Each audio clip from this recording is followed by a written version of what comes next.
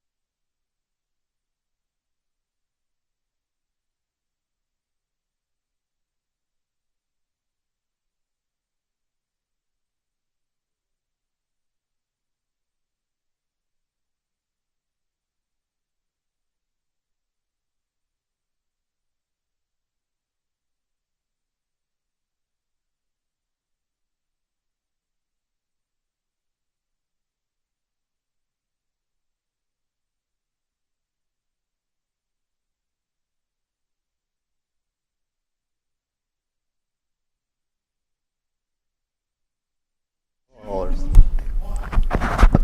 right, good evening, everyone. I'd like to call our April 2nd, 2025 Milton School Committee meeting to order.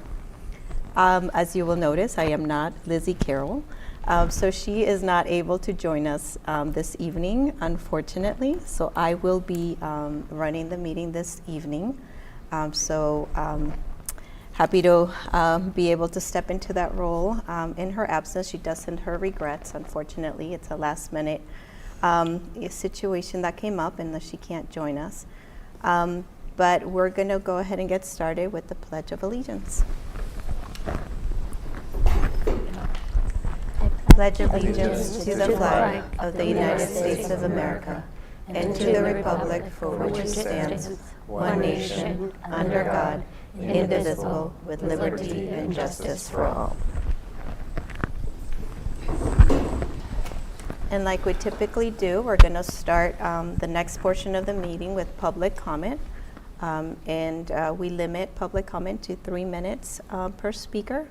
And we also typically don't respond to comments that get made, but in the course of the discussion throughout the night, if it is appropriate, we might address any public comment that gets made. So if there's anyone here for public comment, please state your name. Please come up to the mic if you're in the room and you want to participate in public comment.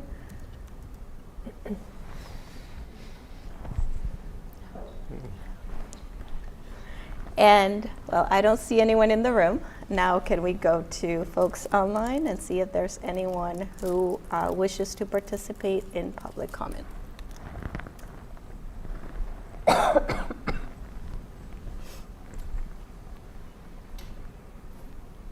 No hands. All right. So then we'll move on to Superintendent's report. Great, thank you. So I just have one thing to share that's not listed on our agenda, and it's exciting news. So MHS Theater recently, for the first time in Milton history, won the state championship in the Massachusetts Educational Theater Guild, which is huge. It was a 3-day event from the 27th through the 29th at Back Bay Event Center, and 3 schools were chosen as winners. Milton won for the production of Too Many Daughters, a Jane Austen parody, and huge accomplishment. You all know, having been to theater productions, that every single theater production here is top notch. And also another really cool thing about, I think, our theater program is how many kids are involved. When you look at the middle school and you look at the high school, between Pierce Players and MHS Theater, it involves hundreds and hundreds of students, and it's a huge source of the energy of both of Pierce and MHS. So really cool to see that. That's great. Yeah. Mm-hmm. Yeah. So I'm going to backtrack just a little bit.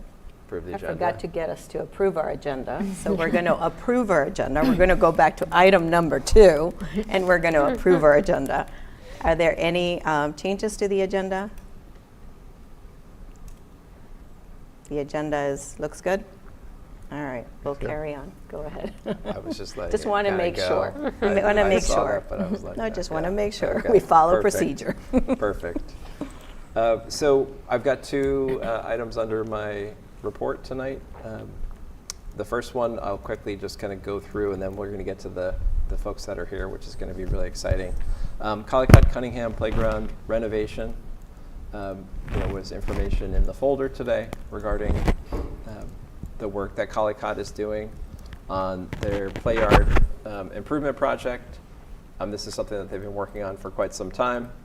It consists of the removal of monkey bars, installation of a new climbing structure, relocating of wood chips to the green space, which is that area behind Collycott and Cunningham, as well as the installation of poured rubber surfacing and 2 single-post cantilever-style shade structures. They've also secured funding for installation of 2 permanent basketball hoops. So that work, estimated start date of June 30th. Mm-hmm. And that needs your approval because it's a gift and it's a change to the school plan. June 30th this year? Yeah. Son was right. Told me they were going to redo the playground. I was like, I don't think they're going to redo the playground. It's happening. There you go. So we have a motion, and the motion has been made to approve the project as presented for the Collicott and Cunningham Play Yard Improvement Project. Is there a second? I will second. All those in favor? You say this is Oh. a gift? Well, Oh, any questions? Sorry. well, just for discussion, I just appreciate Discussion, sorry. Apologies. everybody within the Discussion. PTO who's doing this. I know it's something we've talked about in Facility Advisory Committee as a needed improvement, and just appreciate all the work the members of the PTO are putting into to get this. Get My this son done. is out there playing basketball every day. He'll be sad. He's only going to get maybe 1 year of this. 'Cause he really wears out those hoops. But tons of kids out there all year long. So just a great project. Really appreciate all the work and put into it.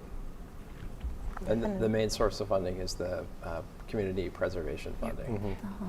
That's what I was going to ask. So is there any issue with voting before the CPA funding is approved? Or is this just like saying, should it get approved? Yeah, then we are- yeah.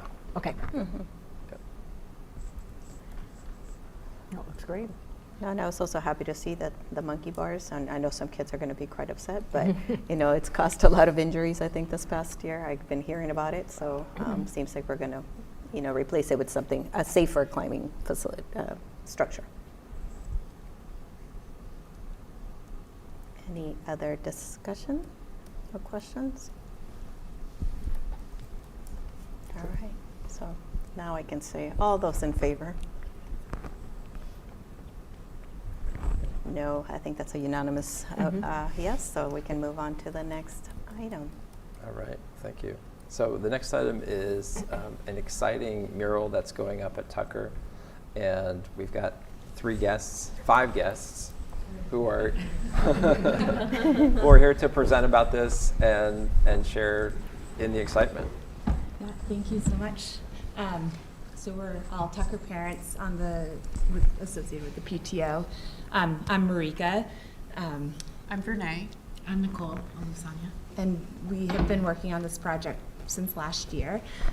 Tucker has this really wonderful program. It's a resident artist program where a resident artist comes into the school, works with the art teacher, Jessica Glui, and shows the kids their style of work, and then they make together a piece of work that is displayed at Tucker. But this year, since it's Tucker's 100-year birthday, we wanted to do something extra special for Tucker to help celebrate the community, help bring the community together, and help the Tucker community, I think about its abundant future, and anything else that I'm forgetting. Yeah, I think we wanted to ask, with this mural, we wanted to think about, this is Tucker's 100th year, and so what does the next 100th year look like, 100 years look like, and how might we, together as a community, imagine in a collective, how could we collectively imagine an abundant future for our school, for Milton? What might that look like? And so we're centering student voice, we are centering voices from our community, from parents, from the amazing staff over at Tucker, and also inviting neighbors as well. And so we're building community through this art project. We are, like I said, thinking about that abundant future and what it could look like, and also kind of beautifying our space and making it more welcoming for everybody in Milton. So we've applied for grants, and we've gotten all of the grants. So we're moving forward. We've interviewed different artists, and we have settled on an artist who has a lot of background working with kids as well. He's going to start with the kids next week, and they're going to together figure out and brainstorm the concept of the mural, and then work over this spring putting the mural together. We've interviewed our community and sent out surveys to get their input on how they would like to, what they would envision the mural looking like, and we hope that it will really just uplift our staff and students, and it's a great gathering. It's near a gathering place that everyone will be around, so I think it will be I'm excited about it. Anything else, Renee? that I you wanna guess add? around gathering, one of the goals and visions of it is that it'll be like celebrated in June as like a community moment, a bit of a ribbon cutting. I don't know how you unveil a mural, but maybe more of a ribbon cutting celebratory moment. And it gives an opportunity to show the vibrance of the community while also enhancing the vibrance of the community. Like for arts and culture in Milton, it will add to what we have to offer as a broader community. It's not just about Tucker, it's about Tucker and beyond, and helping to bridge the indoor-outdoor gap and experience of Tucker being a part of the community and the community being a part of Tucker. Sounds amazing. Congratulations. Thank you. That's fantastic. Any questions or comments? Where's it going to be? It's going to go on the back wall against the gym, which is right alongside where the playground is. Yeah. Dr. Miranda did it right. That's exactly what you're going to ask. Yes, yeah. Yeah. Great. And I think there's such great data that public art, how it helps promote, good health, mental health, and just, I think we hope that it will just be a great thing for the community. And, yeah. Just thank y'all so much for your efforts. I think that'll be fantastic. It'll look beautiful. Yeah. Thank you.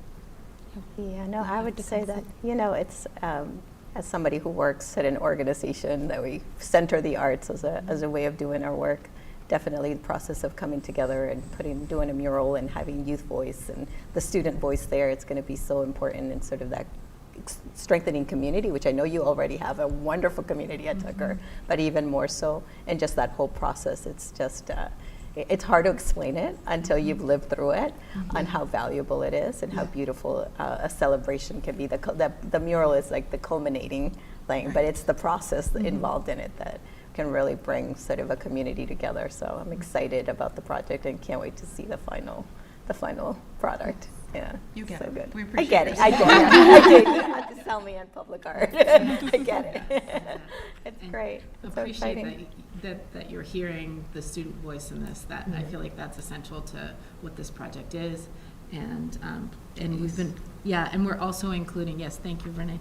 So an important piece of it is that there's the fifth graders have an opportunity through the ACE program, the Art Curriculum Enrichment Program, where there are fifth graders who give up their lunch and recess to take another art class, and so they will be very involved in kind of enhancing the concept of the mural and then helping to install it too. So they're not only kind of learning about artistic skill building, they're also learning work readiness skills too, right? So there's a lot that they get to do as being part of that. So we were very intentional about what does the student engagement look like with this? Yeah.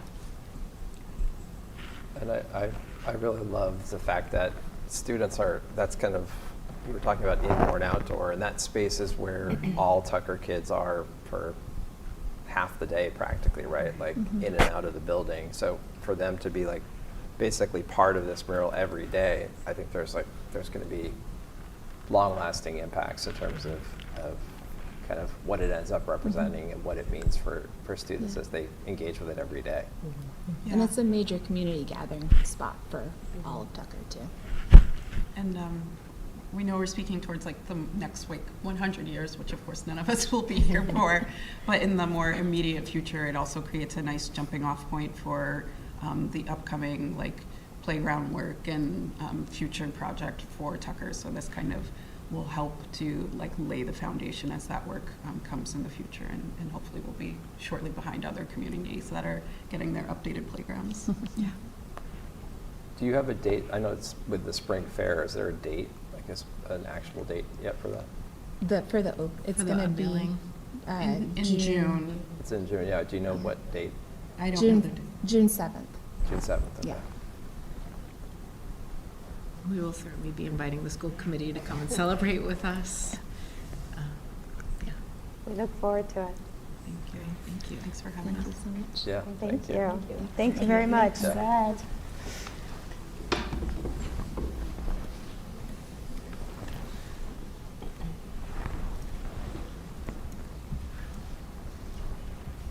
Okay, so online, we have FA. Do you see her, Mike?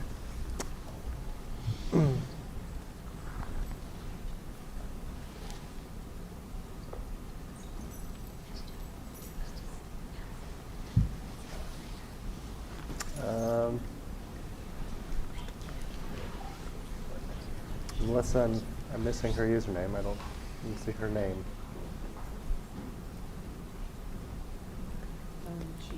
She did text me. She said, I'm on Zoom, but I don't think I can present. Yeah, we can present from here. It's in webinar mode. What is her name? Is she on her Is it phone? under Seth? Is Seth up there? I don't have my glasses on. Yeah, it would be Seth. Yes, Seth Chambers. Gotcha. Yeah, sorry. There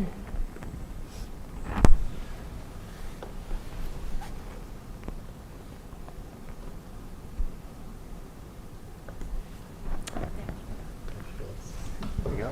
Hi, everyone. Hi. Hi, FA. It felt so weird to watch that happen and saying, I'm right here. Glad we figured it out. Yeah, so so we're 2-year update now and excited to hear the update. Mark has the slides, so he'll present them and you can just let him know when to advance. Okay, so on my screen, the MPS webinar is just an M. I can't really see anything. Okay, all right, perfect. Thank you. Nice to see everyone. It's great to be able to present today on the work that the DEIB office has been doing through the school year and the collaboration with school committee and the work that we hope to continue to do next year and the next few years at Milton Public. And so our focus this year has been improving inclusivity and feelings of belongingness at Milton Public. And so today I'll be going over just a few of the things we've done. And before I start, I'll be remiss if I didn't give credit where credit is due. I think collaborating with the central office members as well as school committee is great, but a lot of the work would not be possible without working with Adina Schechter and Cyrus Rivers, the equity coach and the restorative justice coach there at Milton. So I just want to give credit where credit is due. They do a lot of the groundwork. And so, as a team, that's why a lot of this work is possible. Next slide, please. So just to give a quick reminder about the equity audit that was done in 2021 by Claire Galloway Jones. A lot of the findings showed recommendation of improving and increasing professional development, doing things to disrupt disproportionality with our students and our staff members, and to utilize data to address the needs that we see. And so a lot of the work we do and continue to do is focused on this and is connected very much to the audit because it showed us what the need of Milton Public Schools are. Next slide, please.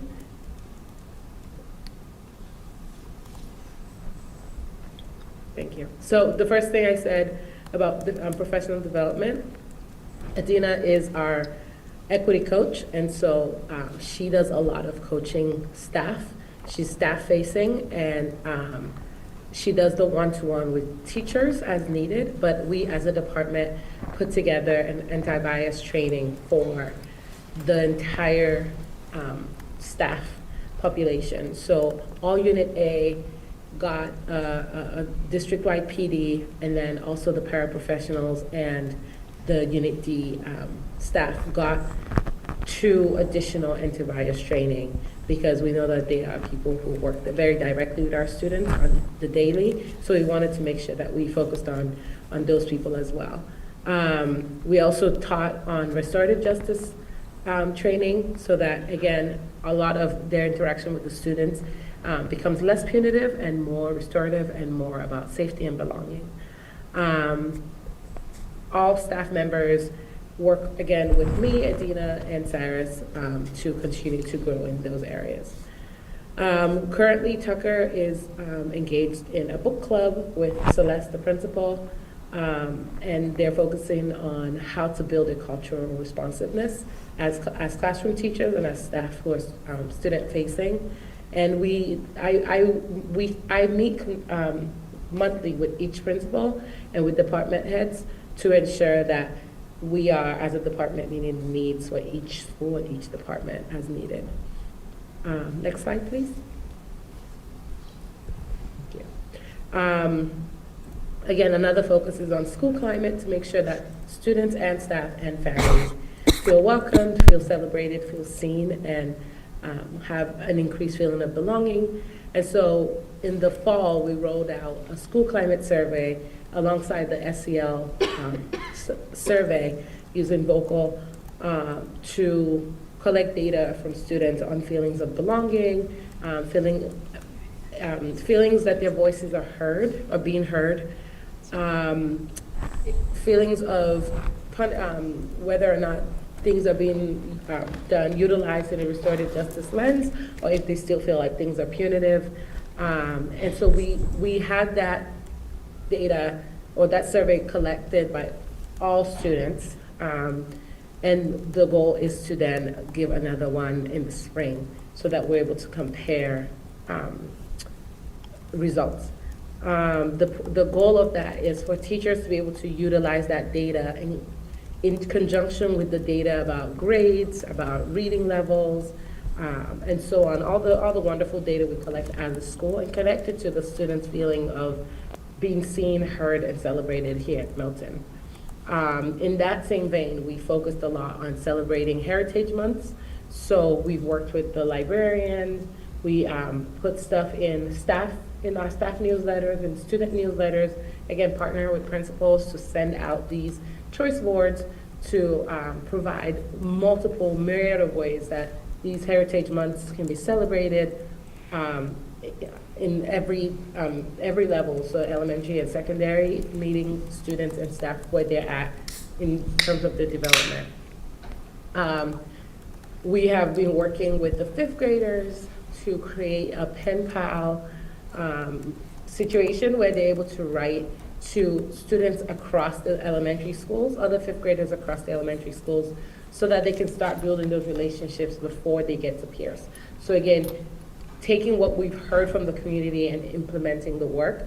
A lot of the conversations we had, or I had at the beginning of my tenure here, was that there seems to be almost a chasm between each elementary school, and then that's something that has to be worked on in the middle school. And we thought, why not start addressing those things as early as 5th grade, if not younger, so that by the time they get to Pierce, there's that feeling of, oh, I know you, or I have familiarity with you.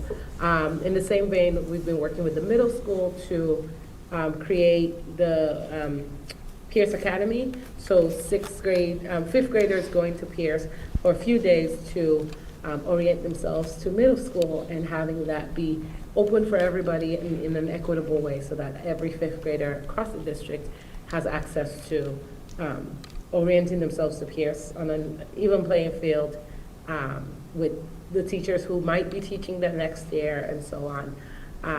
And again, creating this sense of belonging for everyone. So that's where a lot of our work is. As you can tell, I'm very passionate about this slide, but I'll move on to the next one.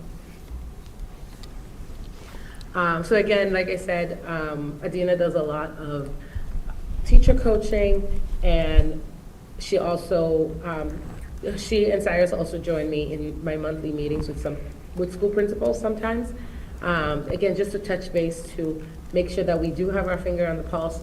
We are making sure that we know the needs of each school, and we can meet the needs of each school. So those meetings are with me primarily, and then the rest of the department jumps in, again, because we want to make sure that everyone's on the same page. In each school, we have at least one equity lead. There's 2 in the middle school and 2 in the high school. And each equity lead, their role is to be a resource for the staff.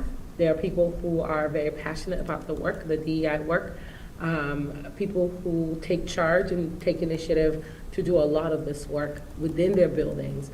There are people who teach and breathe and live in the building, so they know the insights that we might not be familiar with. So each of them, each equity lead is facilitating an individual project at their school, and then they kind of report out to us so that we can continue to support them. Each equity lead is also meeting with me to continue to develop priority area 2.2, which is focused on, again, that feeling of school climate and belonging, as well as 2.3, where we're focusing on engaging community and building community engagement. Next slide, please. Thank you. So in terms of curriculum and instruction, it's tied to our work with professional development. We want to make sure that we are collaborating with curriculum coordinators as well as department heads, like I said, to make sure that the idea of equity is embedded in everything we do, so that the curriculum that comes to our students is information that feels safe for them, but also that provides this idea of windows and mirrors, where they can see themselves in the curriculum, but they can also learn about other cultures and other places in the curriculum. So working with department heads and curriculum coordinators to make sure that the curriculum continues to stay relevant to the students that we serve, which is a very diverse population of students. And then using that information, we then customize our PD and professional learning to ensure that teachers feel equipped to do that work. We also support SEL lessons. We work very closely with the adjustment counselors in each school to either supplement SEL lessons with lessons about restorative justice or lessons about belonging and anti-bullying messages and stuff like that. Or we kind of collaborate with the adjustment counselors to say, hey, what lessons are you doing and how can we continue to build on what you're teaching the students? Adina and Cyrus have gone across each elementary school and done cultural competency lessons for all fifth graders across all 4 schools. They are just wrapping up in 4th grade across the schools as well. The lessons about friendship and anti-bullying and specifically coarse joking, so that, you know, at 4th grade you're saying jokes that hurt people's feelings, and so how do you address that? How do you become you know, not a bystander, but an upstander, and so on. So those lessons, again, it's very intertwined with working with the SEL and the counseling, but wanting to make sure that those lessons are not just done, but cemented by our supplementing of the lessons. Next slide, please. Thank you. So in terms of restorative practices, Cyrus has done a really, really good job of making sure that his presence is seen in every building. He works very closely with school principals, building leaders, as well as classroom teachers to make sure that when, not just if, but when issues arise, that the solution is, again, not punitive, but is restorative. That we're fixing what's broken or what harm has been done. So he has gone around to classrooms and taught the teachers or trained the teachers on how to do proactive and restorative circles, whether it's jumping into their morning routine meetings or having those circles as needed when harm is done. And we have seen a significant decrease in out-of-school suspension, especially in the middle school, where we go in and address, you know, whatever issues have come up, and there's a lot of let's sit down with each student or teacher, problem solve, and then come together and repair. Adina leads the Culture Cats, which is an advisory class at the high school. She leads it with Cyrus and Jess Norton, an English teacher there, and they together help those high school students go to peers on some half days, and we've created a sort of mentorship, informal mentorship for students who might feel like they need that safe space to feel like they belong, and so on. So again, bridging that gap between middle school and high school, so that when those students in middle school come to high school, they know people or they are very familiar with the inner workings of Milton High. So again, just building on those smooth transitions to improve on feelings of belonging. Next slide, please. Thank you. So like I said, we've been working on trying to improve community engagement. I know it's not always the easiest thing to think outside of the student and the staff, but to push ourselves to think about bringing in parents and family and community members to help strengthen the work that we're doing with our students, because we're all on the same team of wanting our students to be successful. The DEIB office, as well as the superintendent, have partnered with CDM, which is the Citizens for Diverse Milton, and MARC, the Milton Anti-Racist Coalition, to again, just kind of meet once a month to touch base and figure out what are some things that are important for us as a district, what are some goals that we want to meet together. We've also collaborated with PTO across different schools, primarily at the elementary level, to work on things like Marika and the Tucker parents just presented, some of the things that might help our students feel like they belong more. So I've worked with Marika on the Unity Project and bringing that to each of the elementary schools. And the PTO has been wonderful in supporting us and working with us to make sure that they're also getting the information out there and getting a lot of buy-in for DEIB work, which is such, it's been very helpful and has made the work just such a joy. We have started working on the community engagement survey. I know Tucker had one sent out recently, and so we're hoping to kind of get that across all the schools to get a pulse on how community members feel in terms of the things that we do well and the things that we can build on and do better. We've also collaborated with the Milton Coalition in terms of, not just the YRBS, but as well as other things that can be done to help our students be successful, specifically in risk-taking behavior. And then we recently applied for a grant with Celebrate Milton with the hope of doing a project that involves students from each of our 6 schools so that we are able to have something to display. Fingers crossed, if the grant comes through, something to display in each school to show, again, this unity of us being a diverse but unified Milton. Next slide, please. Thank you. It's been also a privilege to be able to collaborate with the school committee as conversations about the calendar have been underway, and where we've kind of landed. It's interesting, and it's obviously very important. Everyone wants what's best for our students, and so again, returning to us celebrating each of not just the Heritage Months and not just acknowledging the holidays on the school calendar, but to highlight the importance and the values of each of those holidays, and then to be the example for our students and our faculty members of how to continue to celebrate each holiday, even if we ourselves are not practicing members of that religion.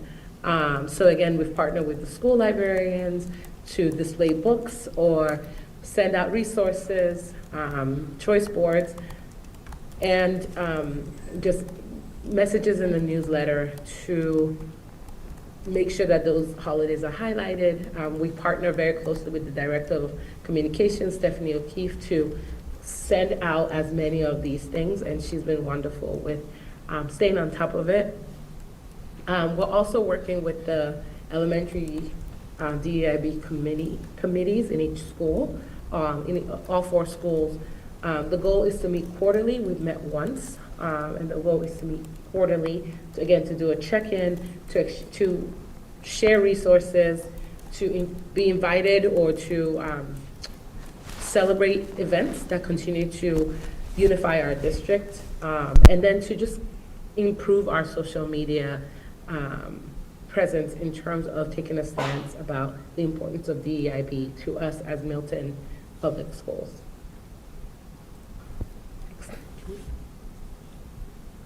Thank you. And so some of the policies that are being affected and are being addressed are, again, making sure that each holiday is recognized and celebrated, even if we don't, even if those are not days that are on the school calendars as off days for everyone, that we know that they still are there, and people who are members of that religion or that group might be taking that day off or might be celebrating or recognizing it in certain ways. So an example is the students or staff members or families who celebrate Ramadan. How do we not only recognize and celebrate it, but how do we honor it? Maybe no practice or no mandatory practices for sports on those days. I spoke to a member of the athletic team, and they did assure me that if practices are held on those days, they are not mandatory and they are not held against students. But again, just trying to figure out ways to make things as equal, as equitable for everyone as possible. And then no evaluation of teachers or staff members who might be, or any teachers really, during the Ramadan months or days, to ensure that we're not evaluating someone who might be fasting that day or who might be, not present in school that day. And so again, just making sure that people don't have to feel the discomfort of having to disclose aspects of their identity, but feel like this is their space and this is their home. So that's our focus for that. Next slide, please. And so looking ahead for FY 25-26, we're going to, the goals to continue the activities stated above, and then to continue to collaborate with other people that we haven't yet dived into as well as we would like to. So student services with Marty being gone and her position not being filled yet, reestablishing residency for students. Serena does an excellent job of making sure that our students are registered, and we want to make sure that the interruption of students being required to establish residency is equitable by making it a scheduled thing. So in collaboration with Danielle Wetmore and Serena and Brad Spindle, we are going to work on reestablishing residency at kindergarten, 3rd grade, 6th grade, and 9th grade. So that again, it's something that everyone knows about, something to be expected, and we can do it, and then the students can just have a smooth time at school. There's also DESE continues to cite multiple schools across Massachusetts on the identification of BIPOC students in special education. And so again, working with our student services to ensure that that's not something that's going on in Milton. And if it's something that we are doing or we're headed towards, that we're able to get ahead of it and rectify it. Something that we're also hoping to work on, and we've started the conversation with the high school principal, is the policy or the method in which we track students into honor AP courses. We are a district that has very high achieving students and a district that has been recognized by our awesome AP students. But we also are a district where our Black and Brown students are disproportionately represented in these honors and AP courses. And so figuring out why that is and ways that we can get ahead of that is something that we hope to address. And then again, the increasing support for staff of color who are currently here with us, with the goal of retaining them, and then to recruit, support, and retain new staff of color and staff of multiple different backgrounds. And then, like I said, the elementary school DEI committees, hoping to continue and build on that, and then to include the middle and high school at some point, once we have a bit of a foundation laid out for what this will look like. And then continue to just improve the ways that we celebrate and honor our religious holidays. So that is the goal of the DEIB office, and that's just some of the work that we've been doing in Milton Public. Thank you. Thank you. So are there any questions or comments for Dr. Shavers? I have a few, if you don't mind. I think this is great. I think this is, we haven't had this presentation in a while, so I appreciate you presenting on this. And I had requested this just because I haven't, seen it in a while. So a lot of good work here. I did have a few questions. So I think if I look at, I think slide 4 where we talk about celebration of Heritage Month using choice boards, if you could kind of establish, like, if you could kind of explain, do you feel like the Heritage Months represent all the different students from different cultures in our district, and how can we kind of expand on that? Yeah, that's a really good question. So we took stock of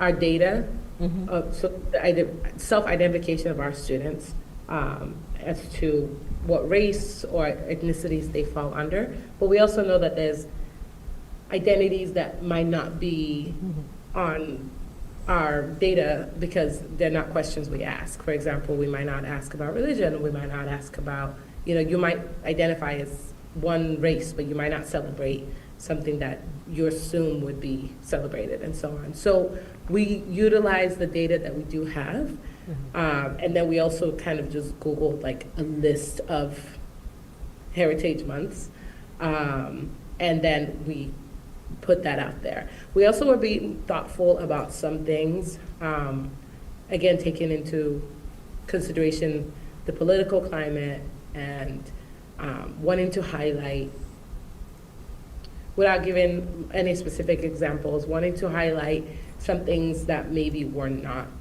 have not been historically highlighted, because in terms of equity, if one group has gotten a lot of attention, we're thinking not to say that that group doesn't exist anymore, but maybe we give the attention to this other group at this time. And so that was our mindset. But again, we are hoping to continue to improve on those groups, or on the things that we celebrate and rotate each time what we highlight. Go ahead. Just, have y'all surveyed, as it relates to like the pulling Heritage Months and who to celebrate, have y'all surveyed families to help Not get yet, that information? No, that's a really good idea. I think we will add that too. As we're developing our survey for the community, I think that will include that. It is a difficult question to ask because it's something that people choose to disclose. So we, in every demographic information you ask, you have to kind of give like the client to answer, which is great, and we should do that, but then it also doesn't give us information that we're seeking. So we'll add that, and I'll think about ways to be thoughtful in our asking. Yeah, I would definitely elaborate more on that, only because, you mentioned the political climate, but at the same time, I think we can kind of, try to figure out a way to be more inclusive of cultures. I mean, I'm going to give you just a very transparent example. My daughter recently came home and said, I wish I was an Indian. So that's why I'm like, just using that as a personal example. Like, it is really important to kind of highlight all different cultures that are represented. So if there is a clever way, as Mark said, interviewing families or reaching out to families and seeing like, hey, how can we better, be more inclusive and make sure all our students are represented. I think that would be a good place to, get that information. I really do think, I think I think it's great that we are celebrating Heritage Months, but really kind of how can we broaden, you know, to include, be more inclusive. I think that would be good to do that. I did have another question. I know, like, especially when you get into the middle school and kids have access to social media and they see things online that might be offensive culturally, like, and they don't know, and they might think it's funny, you know, because at that age you don't really know. And so how do you kind of, are there things that, you know, are there sessions when we talk about some of the training that you do and meeting with students, is there stuff related to that so that they kind of understand and pick it up when they see something and say, oh, you know, that might be offensive, maybe I shouldn't think that's funny? Yes. So, I mean, that's the bulk of the work we do when it comes to restorative justice. It's educating students on the impact of their words, or educating them on the things you see online might not be real life, and here's the impact of what it looks like. So to give an example that I kind of touched on a little bit earlier, the 4th grade lesson is about joking.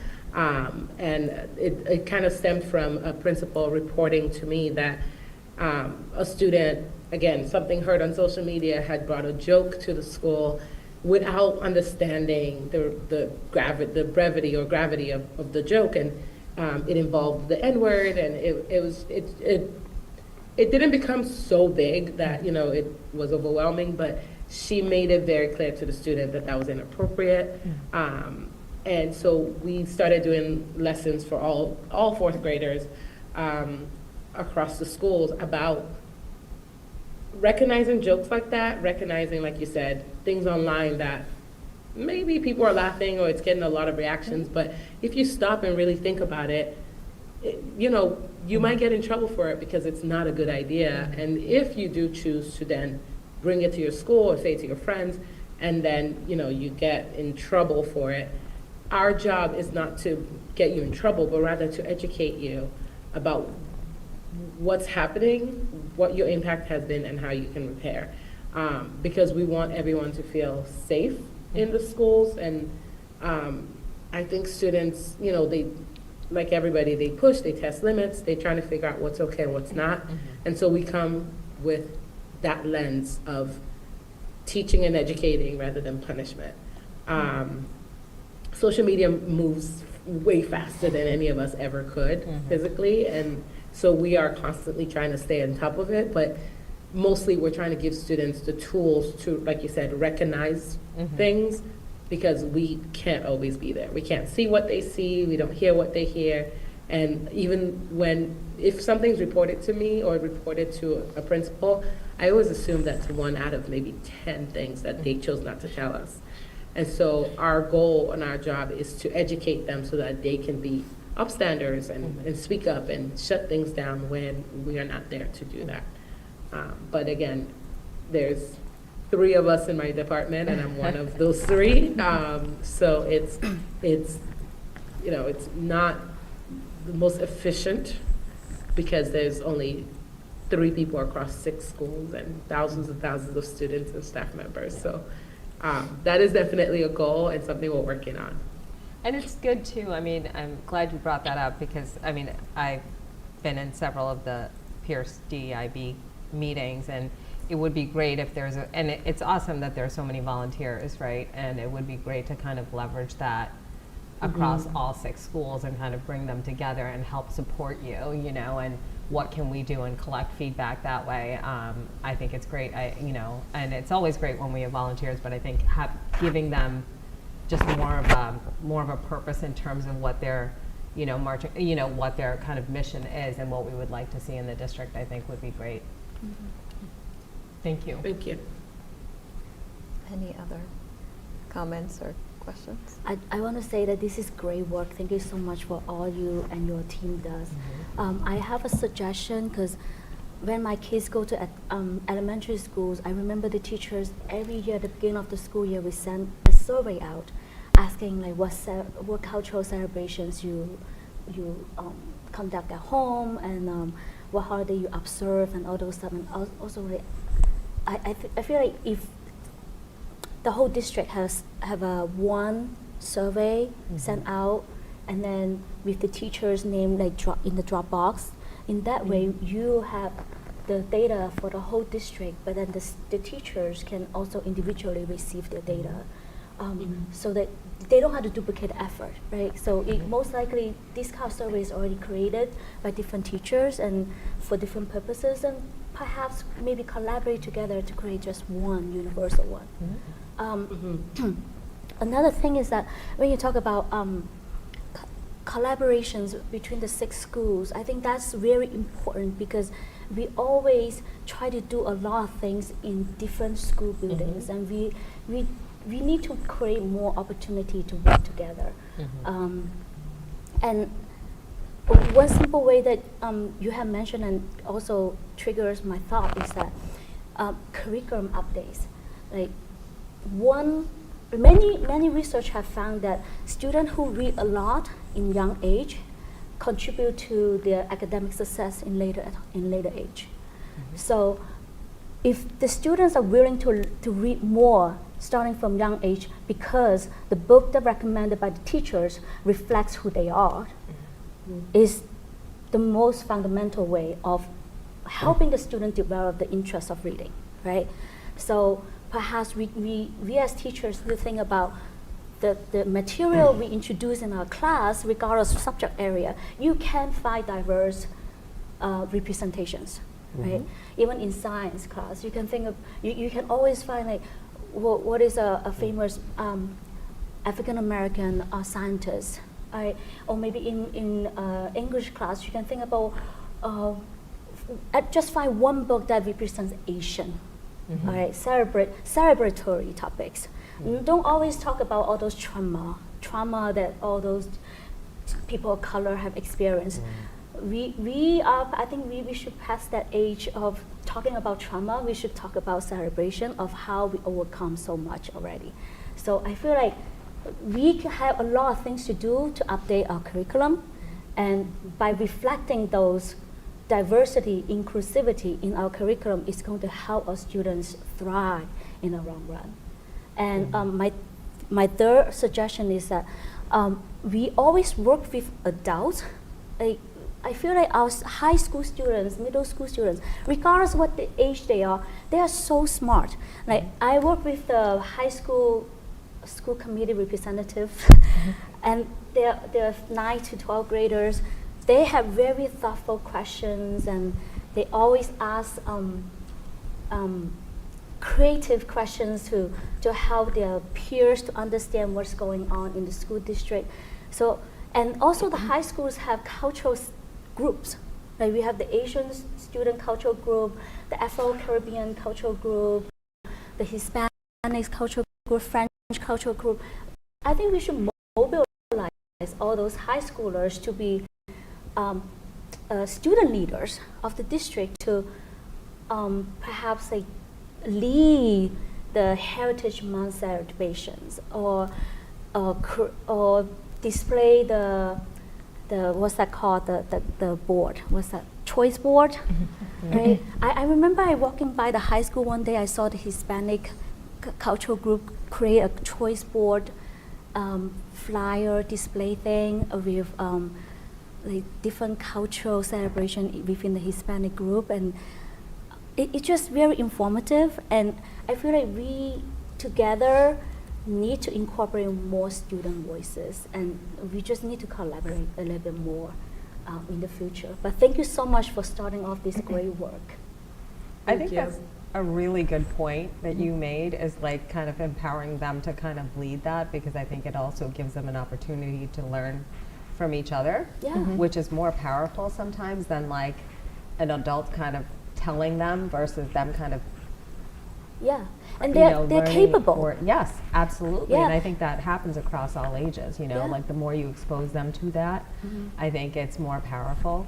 And they retain that information, and they find it more meaningful, I think. Yeah. So I think that's really smart. And it ties within the volunteer hours, meaningful volunteer hours, being a club leader or volunteering at a cultural events like this past February when we held the Lunar New Year celebration at Pierce Middle School. the Asian cultural group heads were emceeing the event, and their members also helping out with like directing directions and all those stuff. Like those are meaningful volunteer hours, and it gives them that opportunity to shine within the like in front of the community. I feel like we need to create more opportunities like this for our high schoolers, so they don't need to look elsewhere for volunteer hours, right? And yeah, I just feel like there's a lot more we could do, right? But putting our head together, we can do better. Yeah. So definitely. Amanda, anything? Yep, actually, two things. So one, I really appreciate all the time. I haven't gone through all this before, so it's really helpful for me. One thing, just piggybacking onto the community piece, I think reaching out maybe to the CPAC, the Special Ed Parents Advisory Council, and maybe getting their input. I think that's one of the things that there's been, it's been a consistent struggle, is really figuring out how to be more inclusive, even beyond public schools, but within the community, and finding opportunities for that. So that might be a good place just to reach out as we're looking at inclusion opportunities. But the second thing is, and this came up the other day when the data was presented around sort of the discrepancy in scores between students of color and students with disabilities, sort of that opportunity gap that where, you know, we've seen other populations within the district, their scores have improved at a higher rate than those students, and this has been a discussion for a long time. So I'm wondering if you could talk a little bit about maybe any work that you guys are doing with the district to begin to look at that, looking at the curriculum, or even maybe taking the step back and trying to get to the why of it. I don't know if there's any work that's been done on that yet. Just to clarify the question about the discrepancy between students of color and students in special education, or the overlap of students of color and students in special education? So the students of color and students in special education, when you look at some of the evaluations, say in Dibbles or with iReady or some of the other evaluations, the scores of those populations do not see the same increases or the same growth as you do with the wider population. And so I know that that's been a struggle for a long time to really begin to figure out how to address that discrepancy. So does that clarify? Yeah, yes. So that is something that or at least I think of as we do a lot of the work. The goal is that in doing a lot of these different arms of the work, that it addresses this. In terms of the why our students might be underperforming, students in these subgroups might be underperforming, is very systemic in terms of, I mean, we could start from something like redlining, right? Where do our students of color generally or typically kind of live, and what those are systems that we can't affect. But if we think about from an equitable lens, what are some of the needs that we then need to put in place so that those students can catch up and keep up? Again, the AP and honors tracking. What are some of the things that are being taught to students of color, whether formally or informally and implicitly, about their abilities and their achievement? Who are the students that get tested versus not tested for special education, and what are the resources that are available in various schools, even across the same district? Because at the end of the day, those things all play very little roles, but then accumulate into big things like MCAS scores, like iReady scores, Dibbles, and special education performance of special education students. And so knowing all that, and knowing that that is a very big bite to take, we've kind of broken them down to things that we can do to address it, such as professional development for teachers to look at their biases when you're interacting with a student of color, when you're interacting with a student in special education. What are some things that you already come to the table with as you're teaching this child? What are some things you're telling the child about what you believe about their abilities and their tendencies, so that you're then tracking them one way or the other? Are you teaching to a certain standard for one student versus the other? Because the way that you teach those students affects the way that they then test, right? Like Val shared about reading, if we have books that are only representing one group of students, then only that group of students will tend to thrive. And so there are so many different things that factor into a test score, and at the end of the day, we can look at a test score and say, oh, this is this, and why is it? There's like a million little factors that accumulate into our students of color and students in special education testing at such a much lower rate, and then not achieving as high a rate as our other students.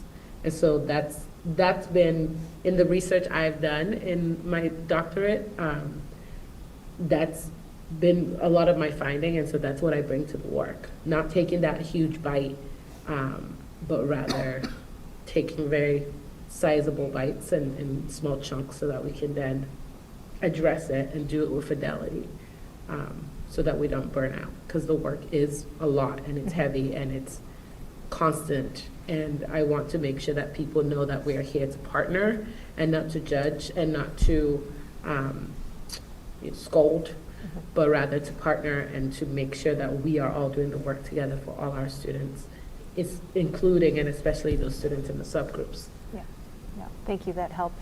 Could I ask two other things? I've got just something to add to that too. Yeah. I think the other part of that is, when you're talking about iReady and you're talking about DIBELS and looking at progress, the only way for us, FA just mentioned a lot of the factors that are involved in terms of how students get there, in terms of remediation and how we move that needle. MTSS and intervention really is the way where if a student is not making grade level progress, it falls back to our intervention system. If that's not working well, then we're not going to be able to move that needle. So, and that intervention system is broad, right? Because it's academic and it's social emotional as well. It has kind of, I think, two components to it. That is the work that we've articulated in our implementation plan, and work that I think in the coming years will be critical if we're going to close that gap. Well, I think the other, she mentioned a lot of things which I think are really important. I think it's also, there's a lot around, having educators who look like you. Do you know what I mean? Like that starting early on, like that you're more fully engaged in school, then when you begin to see people who look like you in school and they're the ones teaching you, that makes a big difference as well. So I think it's also looking at our hiring practices is really important. And I know that we are really doing a lot to that effort. So my one thing I just wanted to, it kind of goes along with what Anna was saying around the teaching, sort of around the jokes and the social media piece.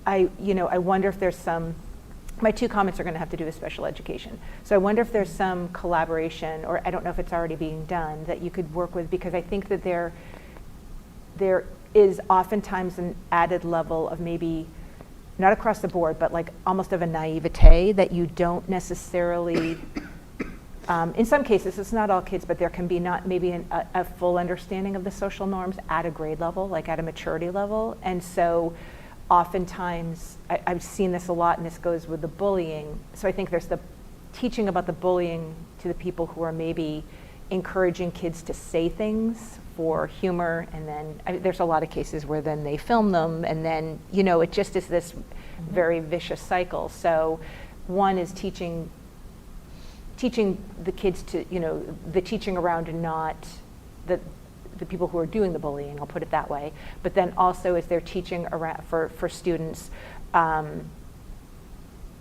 around, like, is there maybe a tweaked curriculum or tweaked teaching for kids who maybe don't have the maturity or the understanding of some of these things, sort of for what to watch out for in that regard. Do you know what I mean? It's nuanced, but I think it's almost like a little bit of a different approach. You still have to explain why and do all that, but I don't know, I just think that there's sort of a level of it. I don't know if I'm making sense, but I just think looking at it through those two lenses of also maybe kids who are more vulnerable to that bullying and to maybe repeating things that are racially inappropriate or culturally inappropriate, and they might not, maybe there's a curriculum around that that's important to look at. And then I guess my other question is, I know that we have inclusion specialists in Milton. Do they work in concert with your team? No, not yet. Not But yet. I can definitely reach out to them. Okay. All right. Thank you. And I think just to kind of piggyback up what you said, Amanda, with the curriculum tweaks also to kind of how do we get peers to like feel empowered to, if they see something, Yeah. to like stand up and say, hey, listen, Yeah. that's not right, you can't say that, Right. recognizing that. And they know it's a tough, especially when you get into middle school and high school, and it's a tough age, right, to say that, because you don't want to be looked upon as like the kid that's speaking up, but Right. like, how do you empower more of that to happen? I think that would be really helpful too, Yeah. Yeah, absolutely. Oh, go ahead. Sorry. Go ahead. I think y'all are having some great questions, making great points. I especially love all that you said, Val. I guess a couple just wonderings around like specifics here. You talked about the equity leading projects at the school. Could you share any particular examples of the work they are doing? Oh gosh, okay. I'll try to remember off the top of my head because there's 8 of them. But the Cunningham equity lead, Sarah, she put together a book list about racially represented students in special education and with different disabilities, students celebrating multiple, like the heritages and ethnicities and so on. She made, her choice board of sorts, and then she shared that with the school. She also partners with the principal and assistant principal to help bring that work to the faculty and faculty meetings. Jess Norton is another like amazing superstar at the high school. She leads the Culture Cats. There's a group of students who self-identify in multiple identities, who come together to find a safe space for themselves to make their school better. So they are well versed and very well trained in restorative justice practices. They run circles. Like I said, they go to peers and help the students in a mentorship kind of way. Jess also collaborates again with Karen Cahill to bring that work to the faculty. Lauren, also at the high school, she's a school psychologist, and her goal is to focus on equitable testing for students in special education. And so looking at the testing material used for screening and looking at how equitable they are, how viable they are, and if they actually are measuring the things they're supposed to be measuring with our students of color and our students who might have developmental delays and so on. And so the projects are usually passion projects, things that make sense for the positions they hold. So Jeff Norton's an English teacher, and she has that advisory. Lauren is a school psychologist, so that's something she's passionate about. Sarah is, I want to say a first grade teacher. Forgive me, Sarah, if I'm forgetting what grade you teach, either first grade or kindergarten. And so on. We have Laurel in Collicott, who's an art teacher, and she gets to work with all the students across the school. So she does mini projects with the students, again, celebrating themselves, celebrating the students and encouraging them to shine in every aspect of their identities. The middle school, there's 2 of them, but they work pretty closely with another teacher, and they've been working on some of the curriculum for staff to train staff on equity specifically. And they've also run some community gatherings with some of our Haitian students who were having a very hard time originally when the eating the dogs, eating the cats thing was at the height of its madness. And then even now with the ICE raids and the fear of deportation. And so they've done a lot of work. Again, these are people who just feel very passionate about the work, and they work very closely with their school leaders to make sure that not only is it okay to do this work, but they're doing it with fidelity, and they're doing it to ensure the safety of their students. I'm sure I've forgotten some other. No, that's great. Everyone's doing such amazing work. Yeah, no, I appreciate that. I guess a similar question in terms of the work y'all are doing with the curriculum leads. Are there particular places within the curriculum that we have been able to make adjustments that you've like targeted kind of in this first year around changes to make it more representative for the windows and mirrors point that you made earlier?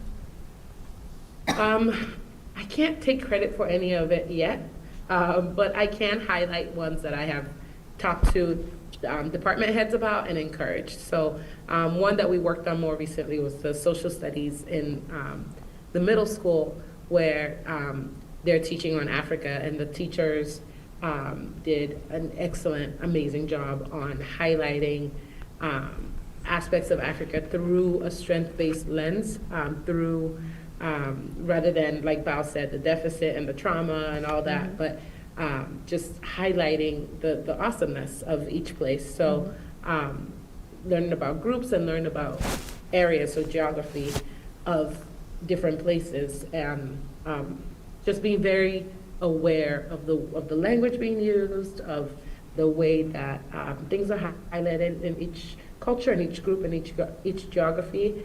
I believe the next one they're doing is on Asia. And so we're able to meet with them and have those conversations. So I've met with people, department heads and so on, to discuss those things and make slight tweaks to things, but I started in July, and by the time I met with everybody, school's about to start and all the curriculum is already set. But the hope and the goal is that over time, we're able to revisit and slowly tweak the things that need to tweak. And then, some, maybe not so slowly, kind of remove the things that we identify as damaging. Yeah, no, that's great. I very appreciate all those examples.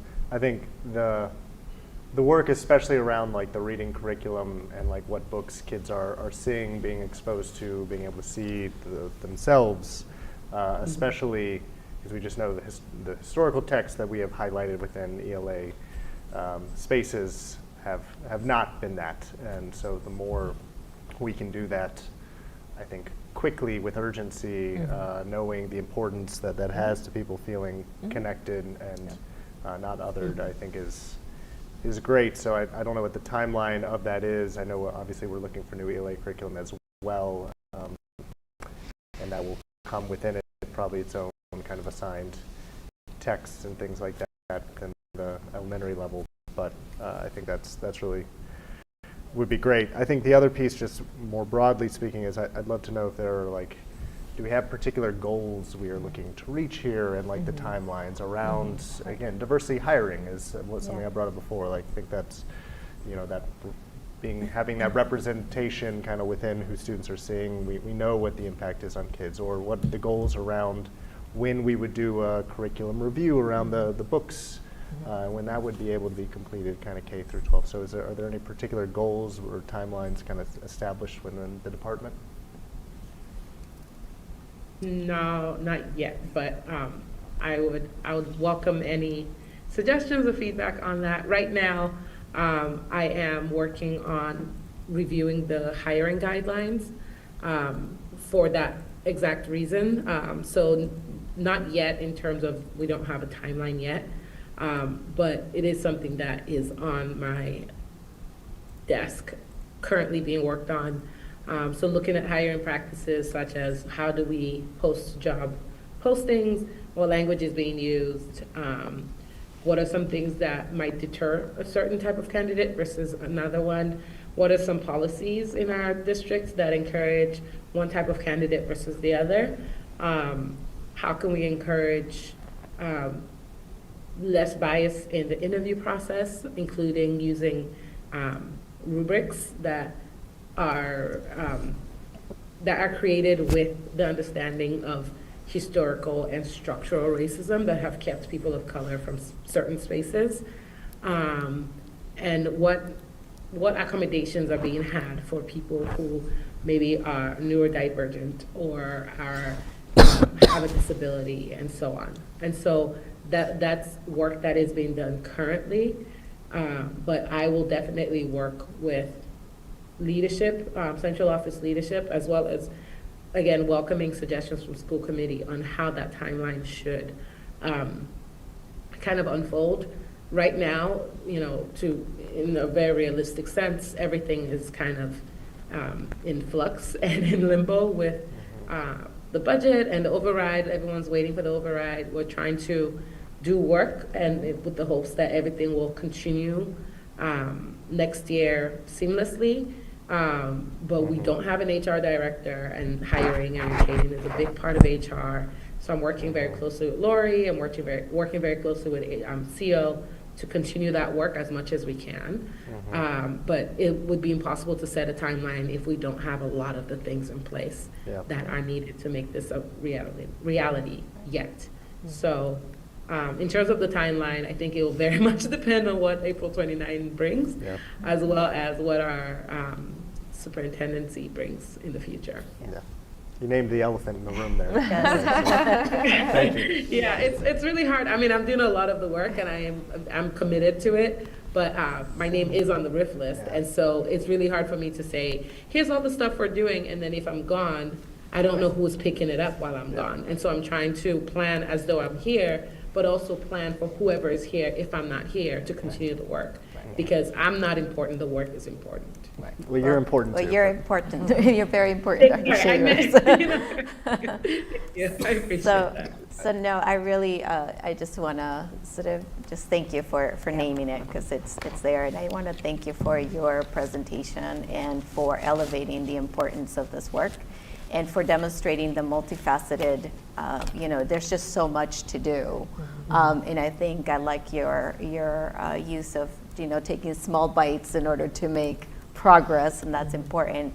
And I'm an optimist, so I'm going to go with the assumption that you're going to be here and you're going to carry on.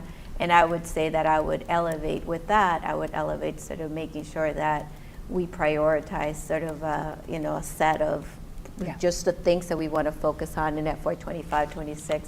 Where do we want to move the needle, and name exactly what that is and what gains we want to see in order to continue to support and be able to see that traction over time. But do recognize that I was reminded as you were speaking, I'm like, oh yeah, that's right. You've only been here a year, less than a year.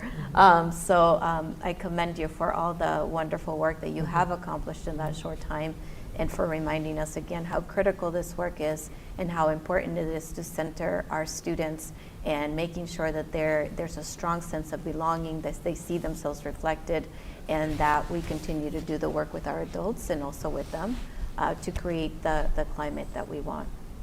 So thank you, but Peter, go ahead. Yeah, and I just wanted to kind of relate it to, I think, Mark, you mentioned, I think it was our last meeting, just about setting goals on academic achievement as well. And I think kind of relative to that and to setting goals around DEIB and hiring practices and all those things, we, in terms of like our annual process of setting those targets and then bringing those forward, I think that is something that needs to, we were kind of on our pathway to that, and I think that does need to happen, and it has to be driven by the systems that we're developing to move those data points. And I think without addressing the issues that came up from an entire year of engaging our staff and engaging our community and our students around what are the needs in the district, we kind of unearth those. We still are kind of midstream on developing some of those systems. I would caution just setting targets without in the hope that you're going to move those without doing the work internally to shift those data points. And I think that is the work. So I just wanted to mention that. I think those two things are really tied together. I did have one last question. I think it's on slide 11. You mentioned in here collaboration with student services and reestablishing residency. I was just kind of curious, like, what are, you touched upon it a little bit, but I was kind of curious, like, are there specific things that are coming up that you've noticed that you felt like it would be good to, like, be involved in this? Yeah, so in terms of, so one of the things we worked on last year, I think early October, November, was to create a more equitable system in terms of people who are being reported as non-residents who are attending Milton Public Schools, the investigation of said students, and then the appeal process that the families have. So obviously we, as people who work here, we care about all our students. As people who live here, you care about making sure that the students are, being served. The students who are here are being served. And so understanding that and wanting to make sure everything's fair, in my informal, unofficial audit of the policies that we have and such, I realized that the people in power or the dominant group are not the people who tend to be reported as non-residents. And then even when they are, they have this informal knowledge of how to proceed, how to prove that they live here, as well as how to appeal, right? This is something that's just kind of culturally the norm for the most part in the dominant group. Whereas members of subgroups or people of color specifically might not know how to navigate the system. And so I took it upon myself to address that. And I brought that up with the superintendent and the student service director, and they shared my concerns and shared that that was something that was underway with wanting to establish residency to reduce the number of people being reported as people who don't live here, because the pattern showed that there was a bit of targeting of students of color, especially with knowing that we are a district with a good number of immigrants who might not know how to navigate the system. And so wanting to make sure that when something happened where somebody was misreported,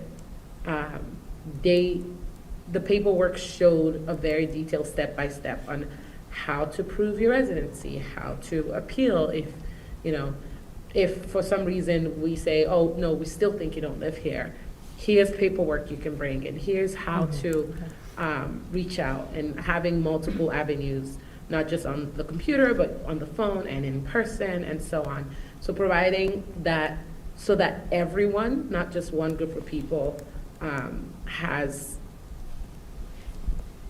feels empowered to advocate for themselves. Now, that being said, if you don't live here, you don't live here, and unfortunately, that is disruptive for the student. But again, wanting to make sure that we are not letting certain people fall through the cracks. That can be very disruptive for the students. That can be very tumultuous for the family. And so that is something that I'm very excited to roll out, because then it becomes something that all students can do, all families can do at once.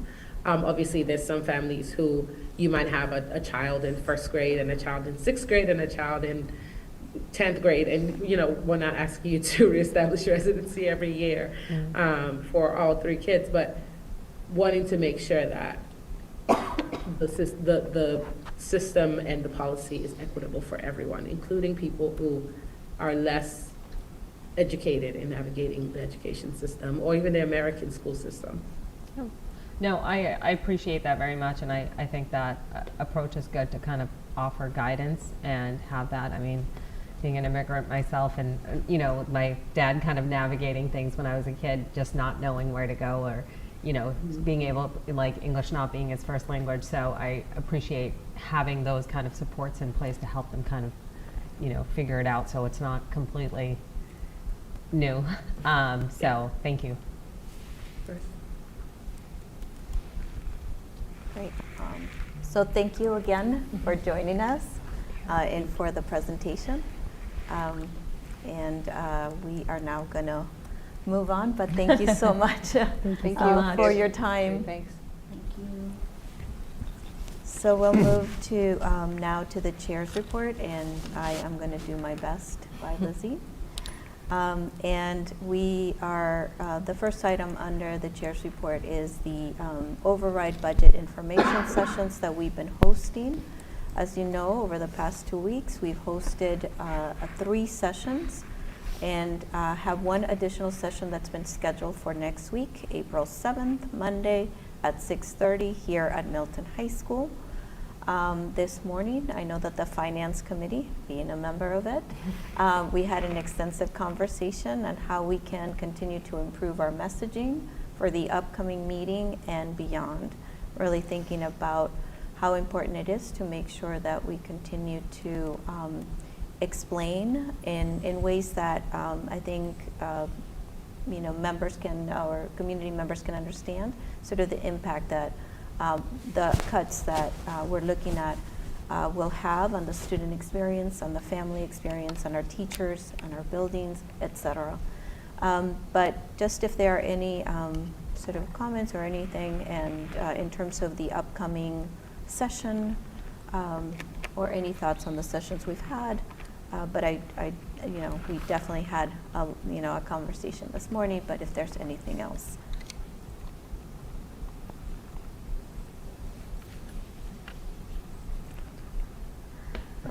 I just want to mention the next week's meeting is in the Milton Library, the high school library. That's right, the high school library, yeah. On Monday at 6:30. Yeah, April 7th. And the best way to find the library is park at the back of the high school and enter through the door right next to the gym and take the elevator up the 3rd floor. It'll be less of a maze. Yes. You'll get there Yes. quicker. Yes. And I just want to, you know, just thank the, you know, the administration for your continued support around the presentations, and thank you to Mark and Lizzie for leading those sessions. Yes. And we look forward to the one on Monday. And then we're going to move to the next topic, which is the interim superintendent process. And our job, as you know, we posted the job for the interim superintendent role. The posting closed on March 30th, and we did receive a number of applications. And on behalf of Lizzie, I do want to thank you for your quick review of those applications and for getting back to Lizzie with your comments. That was very helpful in getting us to tonight. And after reviewing, so I also shared my perspective with Lizzie. Lizzie compiled everything she received. As you know, we couldn't sort of just hit all. We had to do it individually, so she did take the time to look at all that information. And as we were talking this evening and she realized that she wasn't going to be able to make the meeting, she did share the results of your input. And we've aligned, actually, so that is good, in that there is alignment in sort of our review and our choices in terms of where we landed. So that means that we're actually ready to move forward with a motion tonight. And it's almost just about you know, unanimous in terms of where we landed. And so based on the expedited independent paper screening review that we've completed, I would like to put a motion forward to appoint as interim superintendent, pending successful contract negotiations and the approval of a special waiver, John Phelan. And at this point, I open it for discussion. Well, I'll second your Yeah. motion. Oh, yeah, thank you. Is there a second? Thank you, Mark, for second motion. Always here for you. Thank you. Do you have the document that you put together? I don't see it in the folder unless I'm missing it. Or did she? What document? You just said that like we were all aligned. Yeah, Okay. no, we were just aligned. So this is Okay, just okay. individually, Okay, right? Sort of, okay. I didn't know we if were there was, asked like- to review and just sort of give our views of, sort of, if there was someone we would elevate as Okay. our choice. And based on that, you know, Lizzie gave me sort of the results of Okay. that. Okay. I don't know if this is a you question. I don't mean to put you on the spot. I just wonder for, because I've never hired an interim superintendent before, like, are all the applications and candidates, is that something that is posted publicly? Is that available for, like, folks who are interested? Is that not because of the privacy of the people who applied? I think for the privacy, I know that Yeah. what we did do is, Lizzie did this afternoon, was let the top 3 that were named, just to know that their names may come up, but John Phelan for sure knew his name was going to come up Okay. publicly. gotcha. Okay. But everyone else we would not bring up. Not, okay, Yeah, yeah. exactly. Okay, because they're current employers and things Correct, like that. Gotcha. correct. Okay, just want to Yes, make that. exactly, exactly. Okay. Great. Awesome. Yeah, we had, can we share, we had over 15 candidates? Over 15 candidates, correct? Yeah, Yep. so lots of candidates, Mhm. several with superintendent experience. Right. But John has a great resume, so. Yeah. Are you and Lizzie moving forward with the negotiations with John, the conversation with John? Correct. So that Okay. would be the next step, is moving on to the negotiation, and the fact that we also, he would need to be approved for a special waiver. And so pending that, you know, then we would get to the final appointment. Yeah. Mhm. Yes, so that would be the next steps. Okay. He seems to fit just the profile that kind of was discussed at the last Yeah. meeting around like the Right. retired superintendent Yeah. Yes. with needing that special waiver, yeah. Okay. Exactly, so the retired superintendent, the number of years we were looking for, and also I think, I think I can say it, that definitely the connection to Milton was a big plus. Yeah. So I think, you know, definitely fit the criteria that we set forth as to what we were looking for the interim superintendent. So, Can I ask a question? And Yeah. this might not be relevant now, but I'll ask. So I think we talked about it this. At what point do you post the permanent position? Is Yes. that, did we say, did you So say? based on Yes, sort of that's the January. guidance that we've Yeah. received so far, it's that we would really work to get that job description all done and posted, September, early Yeah, September. right, and that you'd be Yeah, appointed in Jan- right, okay. Exactly, exactly. Thank you. Great. All right, so we're ready for a vote? Mhm. Okay, all those in favor of appointing, let's see if I can do this right.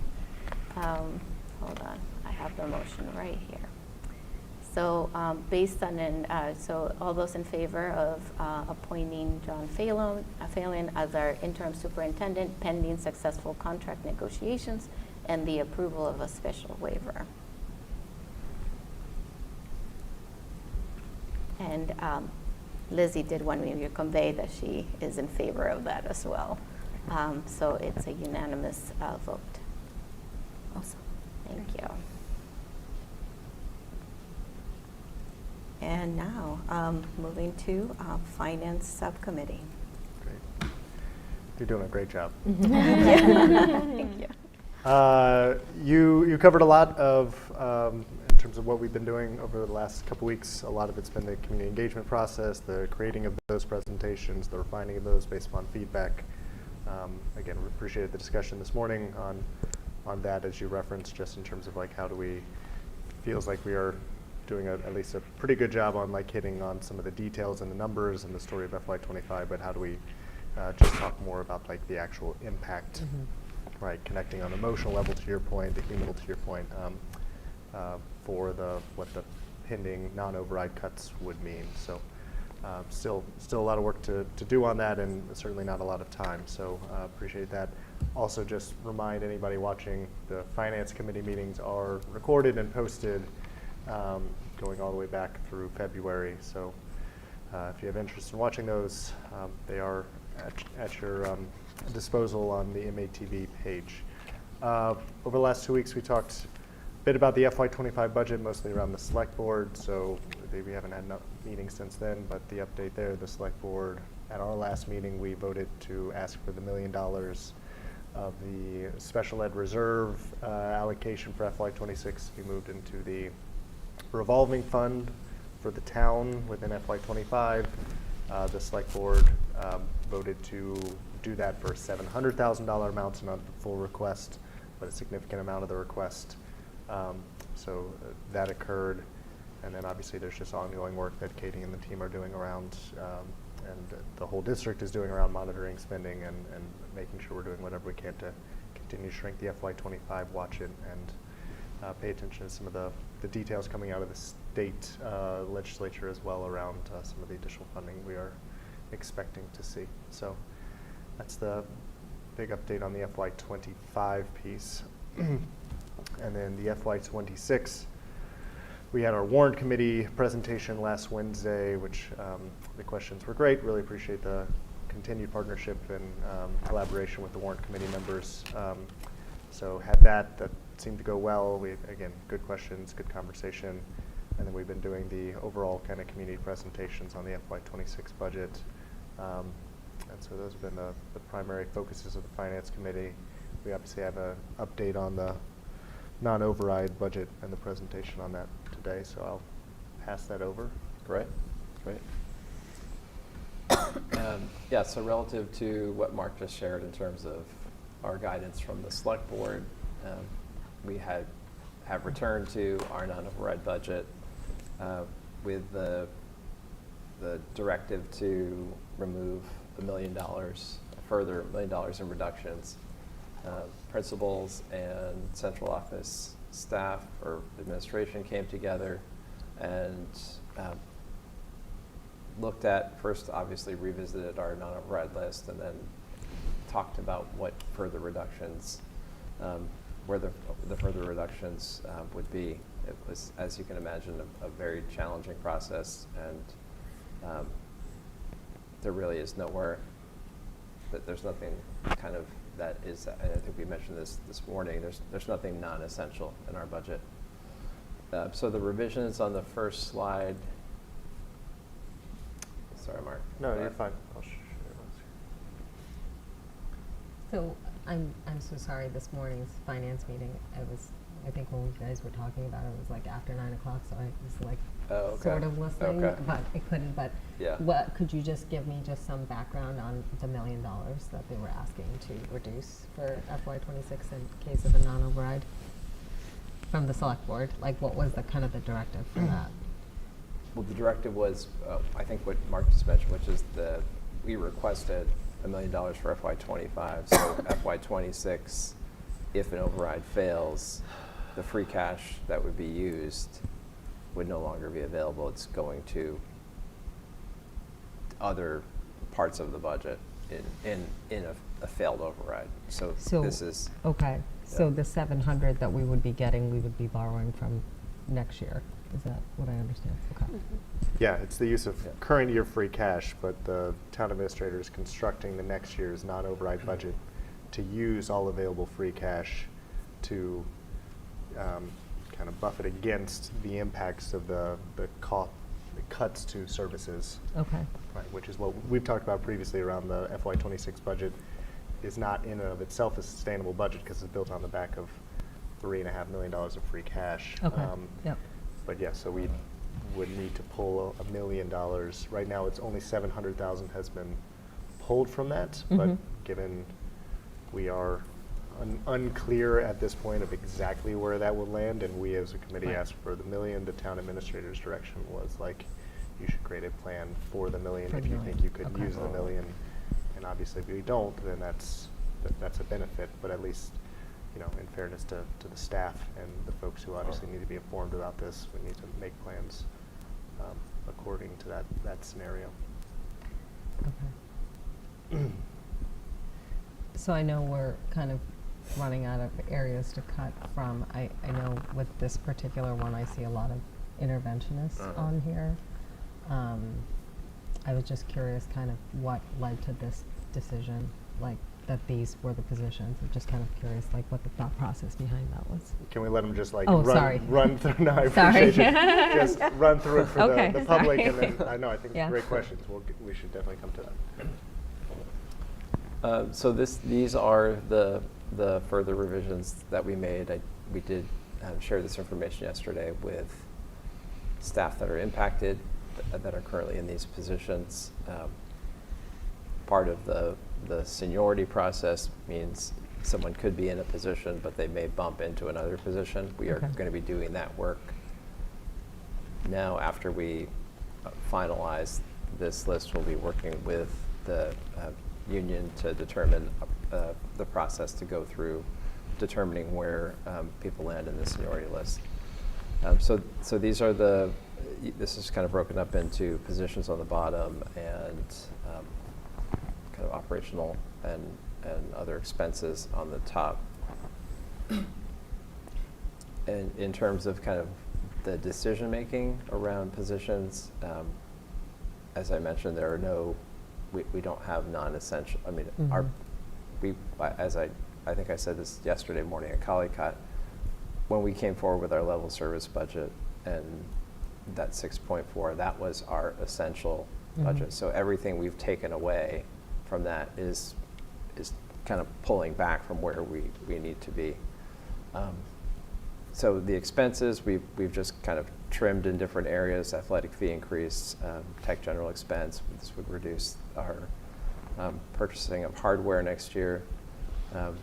Changes to a nursing contract, general expense reduction, looking at pretty much pulling back on our professional development primarily. Reduction of extracurricular. This is a further reduction, which would result in not having extracurricular activities beyond sports. We had a previous number of 200,000 was the previous number in the non-override budget. The positions, the equity coach, this was a position that was added recently. The 4 interventionists, the next 4 interventionists were positions that we had on the initial list that we had added back before we got our final number from the select board. Pierce reading interventionist and the director of social studies, which is a Unit B position. It's one of our coordinator, director of curriculum positions, and then 2 elementary teaching positions through attrition. So there are 2 retirements and 2 reductions in positions based on enrollment. The slides below are previously presented slides, just with if you want to go to the next slide. I'm not going to go through all of these again, but just to see them together. So these are district leadership positions.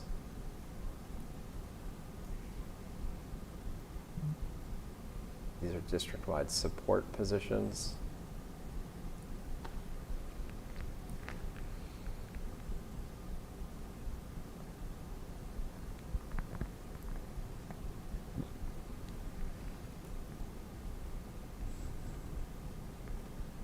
District-wide services.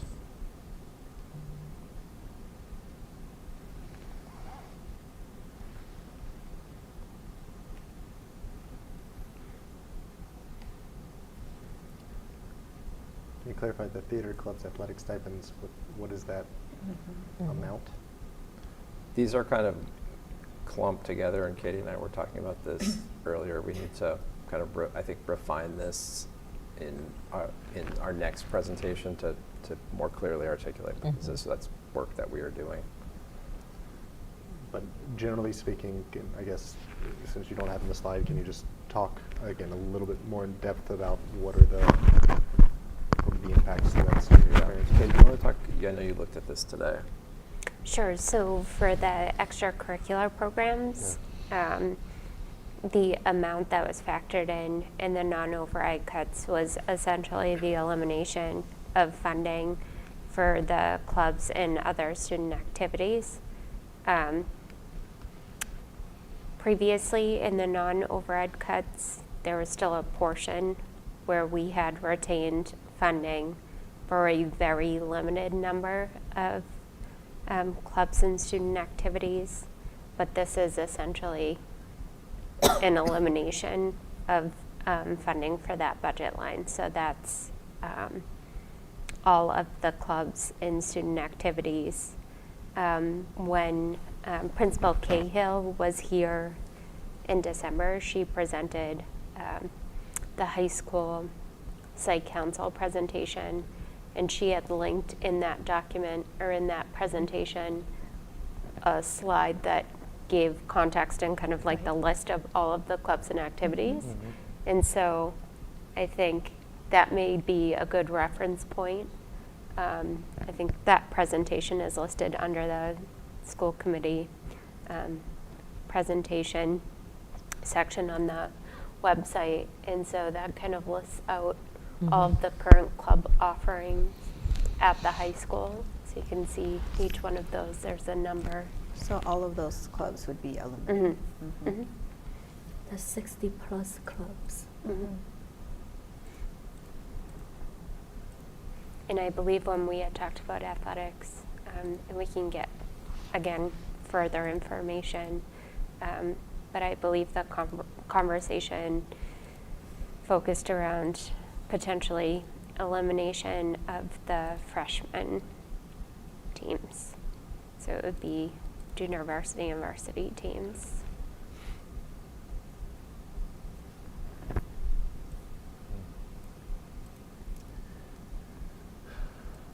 Yeah, there were 65 clubs listed in that presentation, just at the high school, not counting Pierce.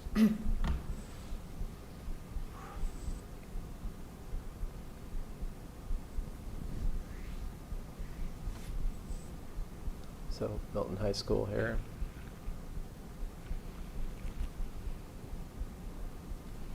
So again, in this, we're cutting one teacher from each core subject, which means increasing high school class sizes and decreasing course offerings.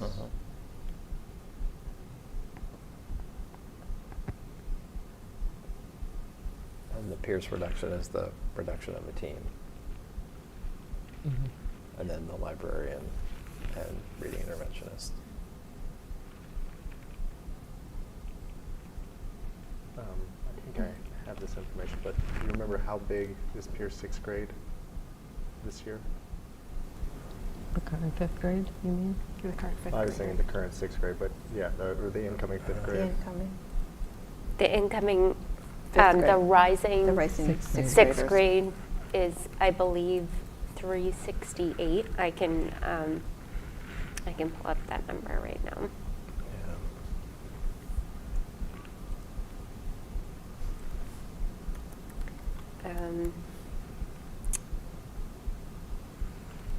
368 would be our rising 6th grade. What is it right now? Do you know the current? 337. And it was, I think last year, the 5th grade was about the same. And then obviously the 368 and then drops because some students do leave. There is some transition within Yeah, that Pierce. it's 6th grade right now is 340. And so right now we have 4 6th grade teams. This eliminates it, brings it back down to 3 6th grade teams where it was historically, or obviously the 6th grade has gotten quite large in the last several years. Yeah, I mean, our 7th grade is 346, our 8th grade is 334. Yeah. So just quick math, 3 teams, 4 classrooms within each team for 340, assuming we lose some kids. That's over 28 kids per classroom in the 6th grade next year is what we'd be projecting. That's not good.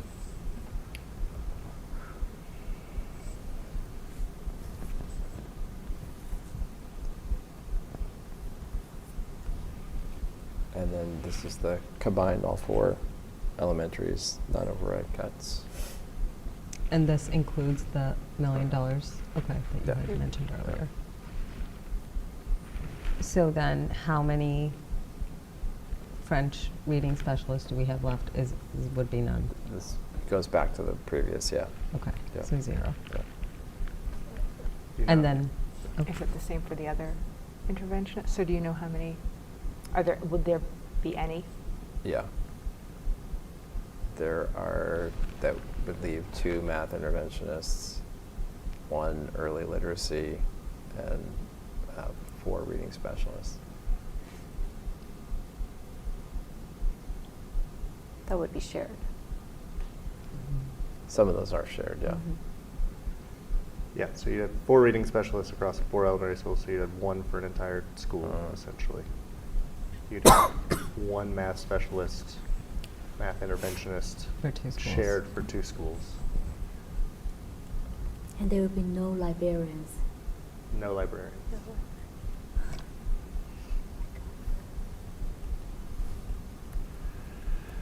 And no French reading interventionist? No French at all, yeah.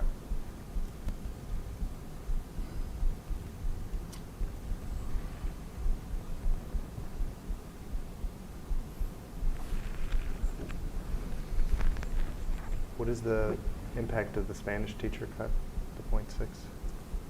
So this isn't any, this was not on the further, this Yeah, that was- requires, No. yeah, this requires restructuring of schedules and looking at potentially once a week versus twice a week for a longer period of time. Yeah.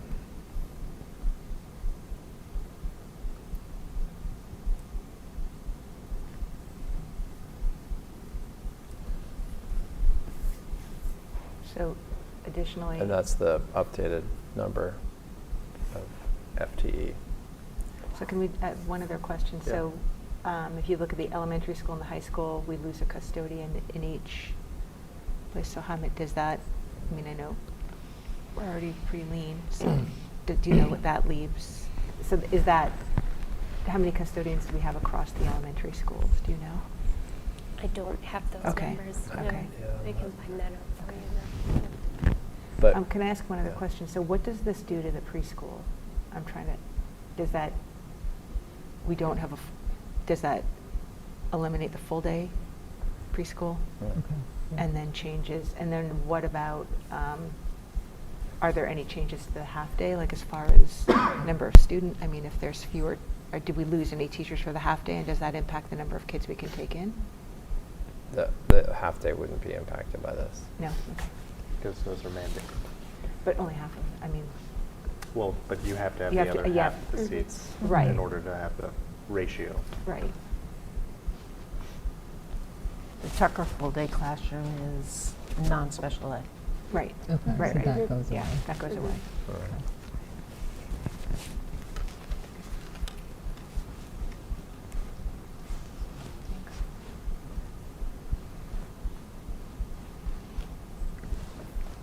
Would it help to kind of, I'm just, like, you know, just seeing this as a community member, or a community member hat on, to see, like, for instance, the 2.4 French reading specialist, right? Like, what is, like, I wouldn't, looking at that, not knowing how many we have, Yeah, like, so I we're wouldn't talking- know what we have left and how they would, right? Like, so I don't, like, would it be helpful to have kind of, you know, if we have 2 math reading interventionists on this, or math interventionists on this list, and then that leaves us 2 who would be shared across 4 schools, Yeah. like to kind of offer that Right. context versus Yeah. Yeah, a we were list talking about that. might be helpful, Mhm. right? And how Yeah. that, and I think also, you know, also stating like, you know, this is how many kids they see, for instance, you know, and just saying like then just having 2, they would only be able to see them for this many, maybe not even every week now or whatever. Like, you know, just kind of putting that into context and just kind of, because like reading this list, And it's yeah. very, Yeah. it's just data, and I don't really know it in context. I'm just trying to understand, like, I don't know if a lot of people understand what a 0.4 or 0.6 is, right? Like when we're, it's just, Yeah, it gets out to there. the point we talked about this morning that Yeah. you made Yeah. again. How do we Yeah. create the emotion, tie the context, even Right. even for like, yeah, and I the think just the 2.4. reality The of what it reality. will be, it's not necessarily like, just, it's really like, this is what it is. And Right. like, versus I'm not trying to like, Right. you know, force someone's hand, but like really like this is the reality, and that we'll do our best, but these are the adjustments that we will have to make, and kind of just having that plan too. I think that's something that we need to kind of figure out. To your point earlier, we will now have 28 kids in a classroom. Like that's kind of, because we also have to kind of figure out post April 29th how we're going to function, right? Right. Even though it's going to be hard.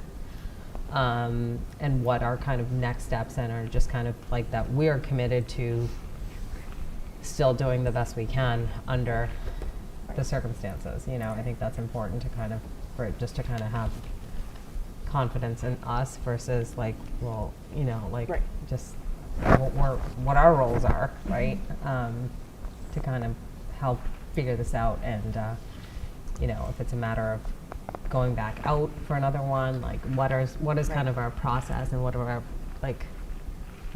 we should be thinking.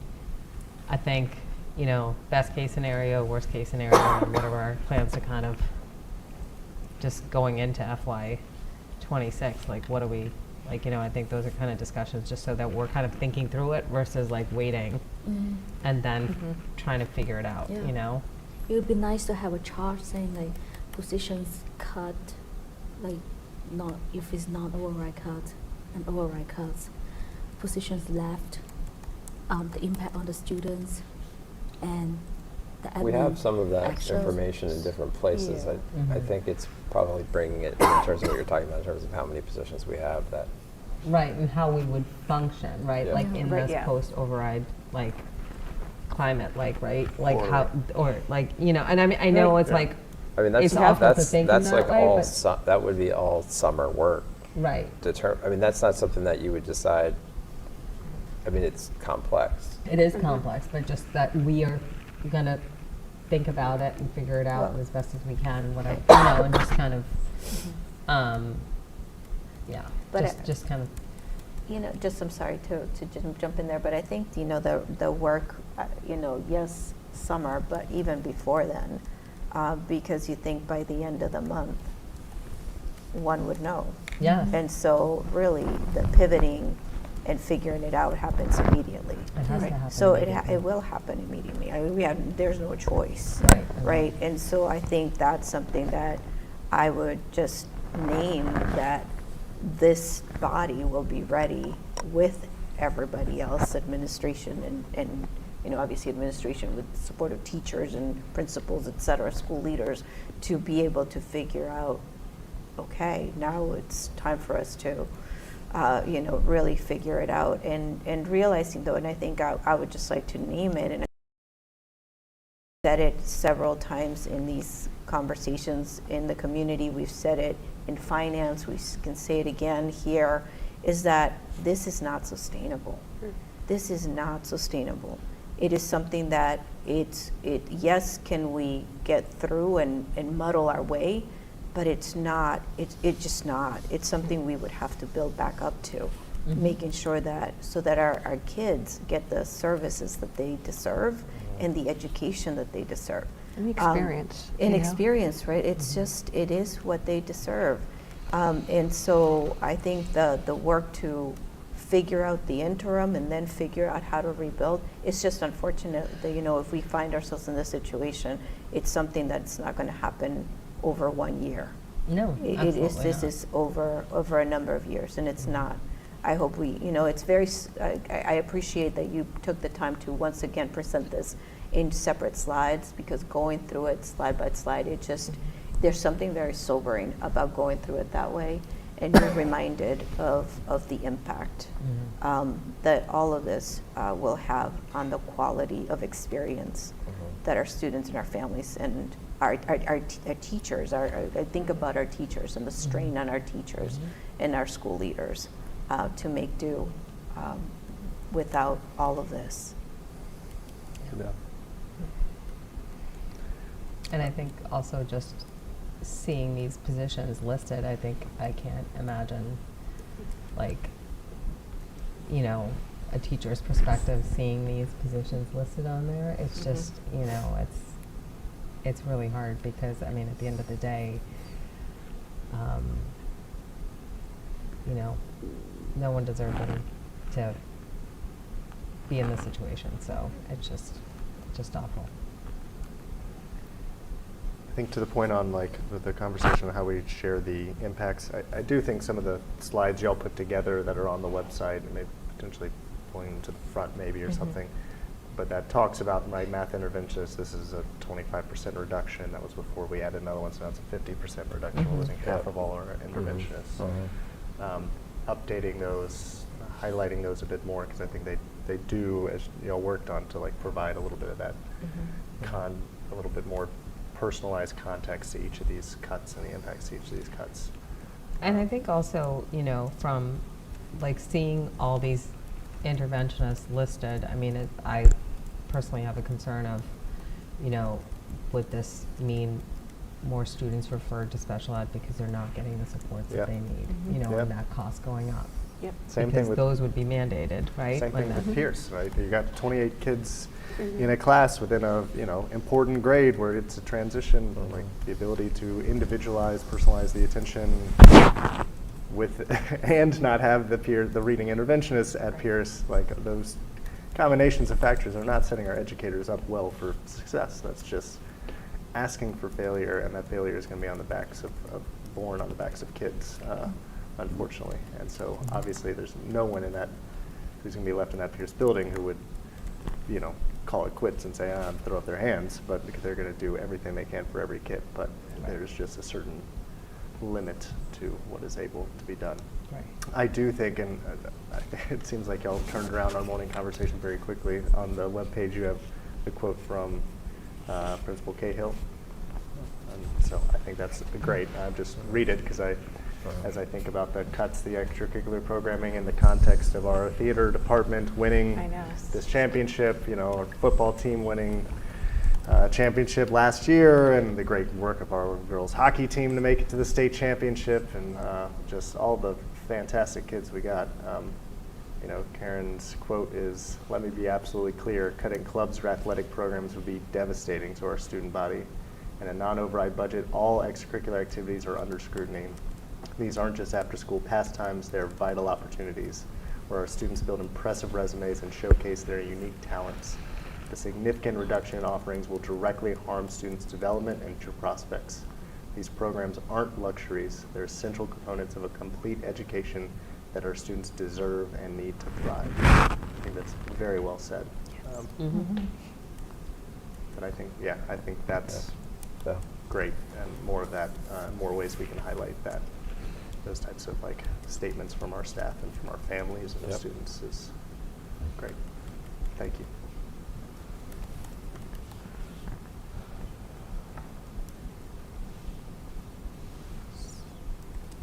I believe we need a vote. Can I have the word reluctantly in here again? What did we have last time? All right, I will make a motion to reluctantly approve the updated non-override budget as presented this evening. Is there a second? Any discussion? All in favor? I just have a quick clarifying question. So based on the information that we know now, we shouldn't be expecting select board to come back and say, you know, find more cuts for next year in case of a non-override. No, this would be hopefully it. The only situation which I could see that happening would be if there's a reason why the FY25 deficit would exceed $1 million. Okay, got it. In that So then scenario, they'll have to cut. which again is like a conservative estimate, but I'm sorry.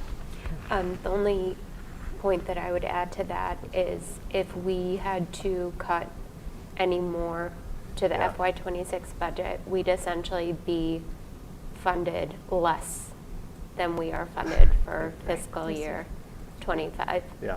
So it would essentially be a reduction next year. Did you see that slide at the end? Yeah, I Were see you that we there lost the for slide, finance? yeah. The end of finance when we showed that slide. Oh, yes, Yeah. yes. I Yeah. remember seeing it. Yeah. I was Yeah. actually Yeah. listening. And so just to Yeah. reference Bring that up. this morning's meeting, so we talked about the budget numbers, the current FY25 budget number, and with all of the cuts that we've talked about in the non-override scenario, the FY26 non-override budget is effectively a level funded budget, so we will be receiving the same funding next year as we have this year. And because of all of the cost increases, because of salary increases, inflation increases, some of the mandated expenses, it is a reduction to the budget Yeah. in the amount of over $6.3 million. And Yeah. so you can see those numbers up here. So again, any further reductions, our FY26 budget would be less Yeah. than our FY25 budget. I know in one of the previous meetings, finance meetings, we talked about, any impacts from federal state funding. Do you think that would impact FY26, or would that be more 27? Like just looking at anything about it? For FY26, I haven't heard of any updates at the state level to Chapter 70.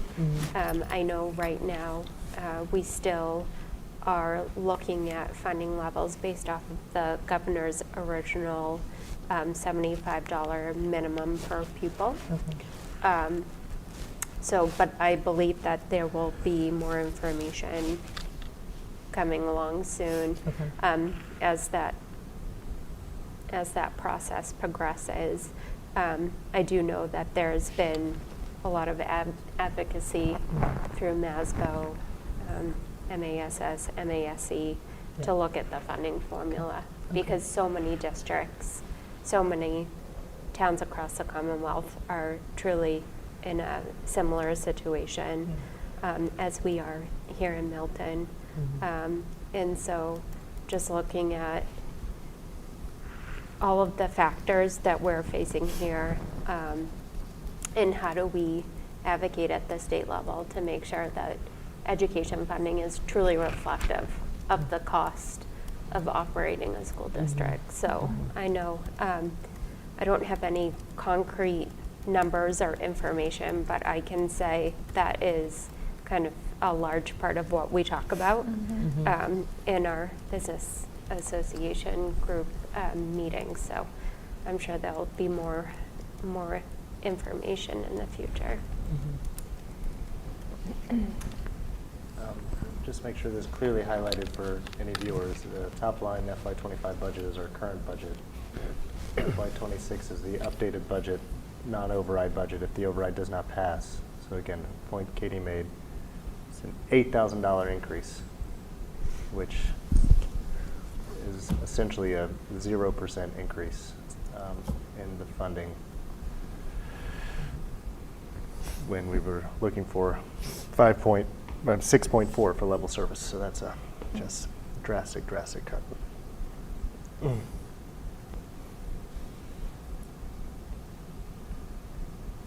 Yeah, I think we talked about this in finance, but it's the override we really need to get it passed because the impact is so astronomical. And in the event the override does not pass, I think there's further conversations that we need to have with the select board around what are we in this emergency situation, Mm-hmm. what are we prioritizing as a town? And what are we choosing to let suffer and what are we not? Mm-hmm. Because to me, the conversation that the town administrator brought up at the select board meeting, we presented around deferring OPEB payments in a situation where we are gutting the school so drastically in a non-override where we have, again, one math interventionist for 2 schools and 28 kids, 29 kids in a classroom in 6th grade. Just like, it seems like we as a town, I would hope we choose different priorities than that, than let's live with this and fund this long-term liability. But I think that's hopefully we don't need to get there because the override passes, but I think that's a further conversation maybe we can or should have as it relates to, April 30th.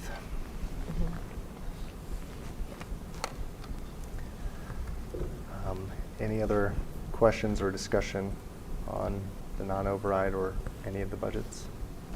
I just had a question. I know when we talked about closing the gap for FY25, the water. So did you ever get any clarity on that? Or? We did. Okay.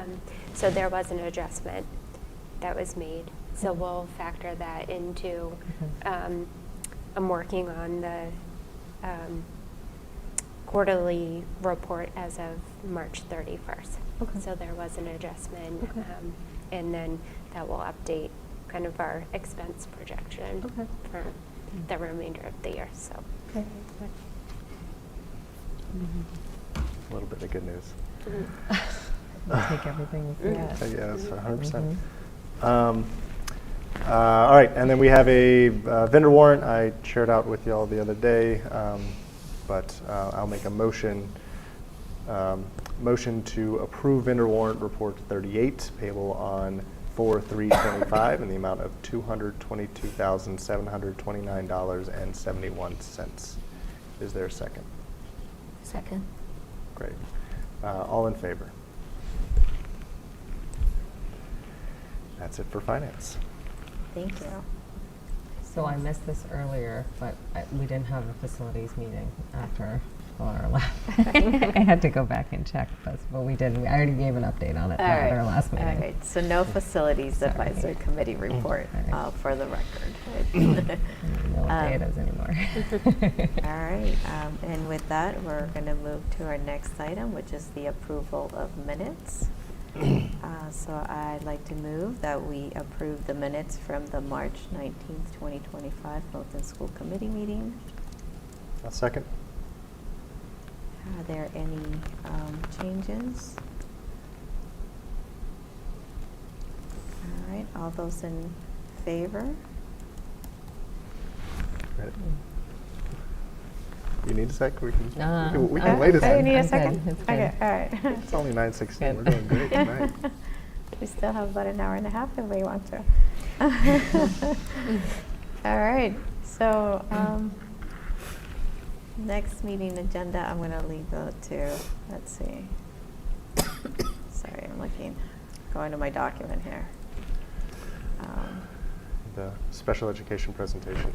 Right. We'll have more finance. Yep. Performance matters, right? The next one. Yeah. The next one? Yeah. Mhm. Okay. All right. So I think we're good. And so I think, is there an executive session? There was one There is. warrant, yeah. There is one? Yeah, we Today? adjourned. The agenda says. No, just Yeah. wanted to Yeah. make sure Yeah, because no, I it's- realized yeah. that. We adjourned. She did not mention that to me as we were talking. Yeah. All right, That so was the now plan, we're yeah. going to make a motion, I guess, to Oh. adjourn Yep. into our school committee meeting and go into executive session. I don't have the correct language with me. So we'll make but a it's- motion to adjourn into executive session and then adjourn directly from executive session, moving into executive session to discuss negotiating details of negotiation and strategy with the Milton Educators Association pursuant to MGL Chapter 30A, Section 21A3. We have to state clear like why Yes, we're doing it. Exactly. All right, so that's the motion. Is there a second? Second. Okay. All those in favor? All those in favor? All right, so now we're adjourned and we go on into a Take a executive break. session.